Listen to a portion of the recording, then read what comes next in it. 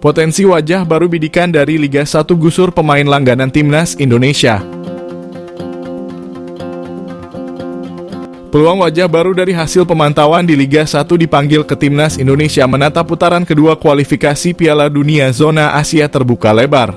Kini terdapat sejumlah nama yang masuk dalam bidikan. Hal tersebut diungkapkan oleh asisten pelatih timnas Indonesia, Nova Arianto.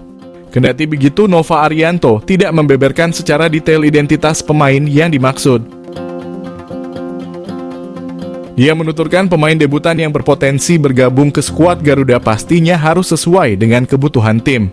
Rencana ini memberikan isyarat kepada pemain langganan timnas Indonesia yang tampil kurang impresif untuk berbenah. Beberapa nama disorot performanya saat timnas Indonesia berjumpa Brunei Darussalam pada putaran pertama kualifikasi Piala Dunia Zona Asia.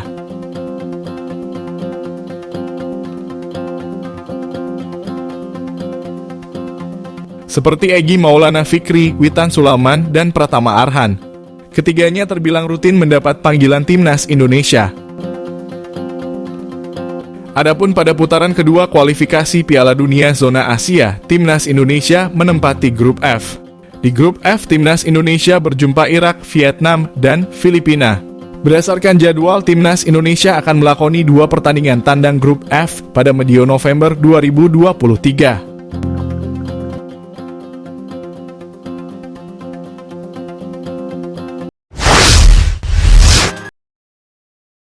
Setelah Shin Tae-yong menentang diskriminasi pemain di timnas Indonesia, Mark Klok ikut buka suara.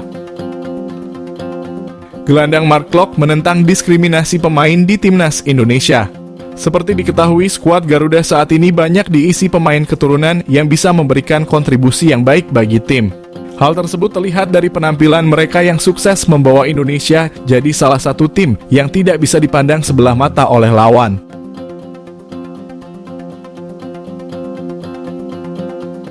Namun meski membawa prestasi, pemain-pemain itu kadang mendapatkan sorotan tajam dari beberapa pihak. Pelatih timnas Indonesia Shin Tae-yong sebelumnya angkat suara agar tidak ada diskriminasi antara pemain lokal dan keturunan di timnas Indonesia.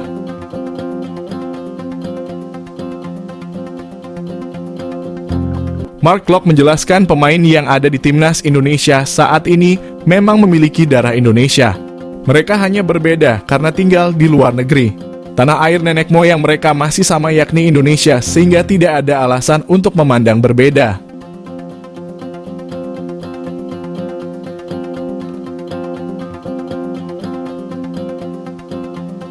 Mark Klok menegaskan bahwa semua yang membela skuad Garuda memiliki tujuan sama, yakni membawa sepak bola Indonesia jadi lebih baik. Termasuk mereka yang akhirnya memutuskan untuk berkarier di luar negeri. Semua sama, yakni menyandang status sebagai orang Indonesia. Klok menambahkan bahwa saat berada di timnas mereka bisa membaur dan beradaptasi dengan baik. Di dalam tim juga mereka bisa diterima dengan baik dan tidak ada konflik. Harusnya sikap yang sama juga terjadi di mata masyarakat Indonesia.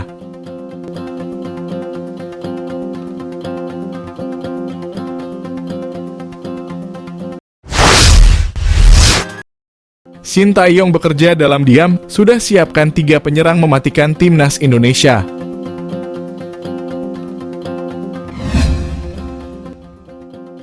Pelatih timnas Indonesia Shin Tae-yong mempersiapkan lini serang skuad Garuda dengan matang. Seperti diketahui, posisi striker jadi masalah bagi Indonesia dalam beberapa waktu terakhir. Hal ini juga sudah dirasakan langsung oleh Shin Tae-yong sejak ditunjuk jadi pelatih 4 tahun lalu.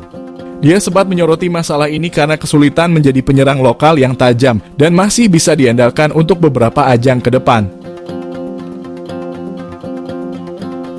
Sambil membangun tim, Shin Tae-yong mulai melakukan seleksi striker skuad Garuda. Pilihan pertama jatuh kepada penyerang Persikabo, Dimas Drajat. Keputusan ini cukup cerdik dan terbukti nyata saat di lapangan. Dimas sampai saat ini mencatatkan 10 cap sukses mencetak 6 gol. Menurut situs penyedia data Transfermarkt, penyerang berusia 26 tahun ini debut di era Shin Tae-yong. Bagi pelatih asal Korea Selatan tersebut, pemilihan Dimas bukan tanpa masalah.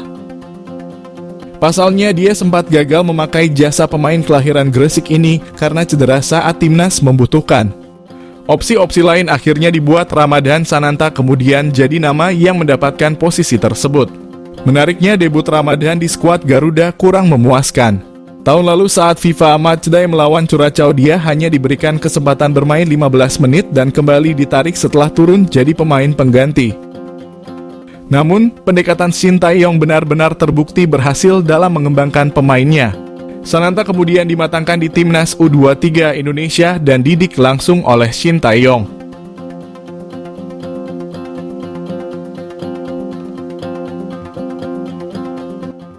Saat ini penyerang Persis Solo ini dalam performa yang apik di Timnas Senior dibuktikan dengan 4 gol dari 6 pertandingan.